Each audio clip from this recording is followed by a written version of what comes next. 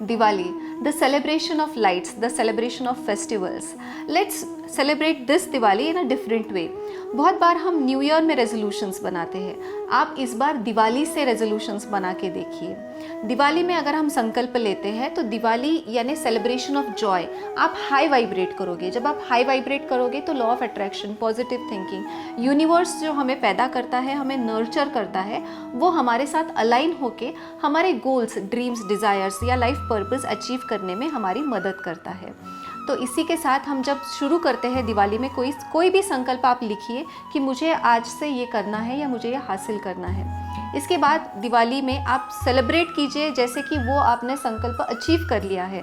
ये पूरी दिवाली के जो भी जितने भी दिन हैं, जितने भी लोगों के साथ आप मिलोगे या मिठाई खाओगे, तो वो संकल्पों को याद करके सेलिब्रेट कीजिए कि मैंने वो हासिल कर लिया है। जब आप वो बन जाओगे तब आप वो अपने आप अट्रैक्ट करोगे। क्योंकि दिवाली को अगर हम पूरे साल भर को अलाइन करते हैं, साल भर के त्यौहार जैसे अपने पूर्वजों ने रचे थे, तो आपको समझ में आएगा। जनवरी में आती है मकर संक्रांति यानी ट्रांजिशन ऑफ सन। ये ट्रांजिशन आपके अंदर भी होगा जब आप ये गोल को चेस करना शुरू कर दोगे। उसके बाद आती है वसंत पंचमी। वसंत पंचमी गॉडेस सरस्वती को डेडिकेटेड है। गॉडेस सरस्वती यानी नॉलेज, इस गोल के रिलेटेड नॉलेज की चीज़ें आप हासिल कीजिए और वो नॉलेज गेन और सीख कीजिए।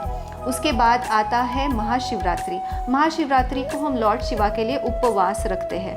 उपवास यानी खुद के अराउंड वास रखना, यानी खुद को जानना, खुद को नए तरीके से पहचानना और समझना। उसके बाद आती है होली। होली के वक्त आप सेलिब्रेट करोगे जॉयफुली सारे कलर्स को।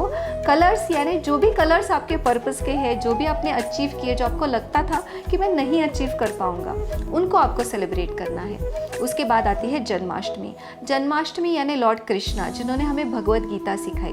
भगवत गीता में रॉक सॉलिड फाउंडेशंस है लाइफ वैल्यूज़ की। यानी आप कोई भी डिसीजन अपने इस गोल की तरफ अगर लेने जा रहे हैं तो इसको commercial angle, emotional angle, spiritual angle, social angle ये ना दे, इसको आप दे लाइफ वैल्यूज़ का रॉक सॉलिड फाउंडेशन।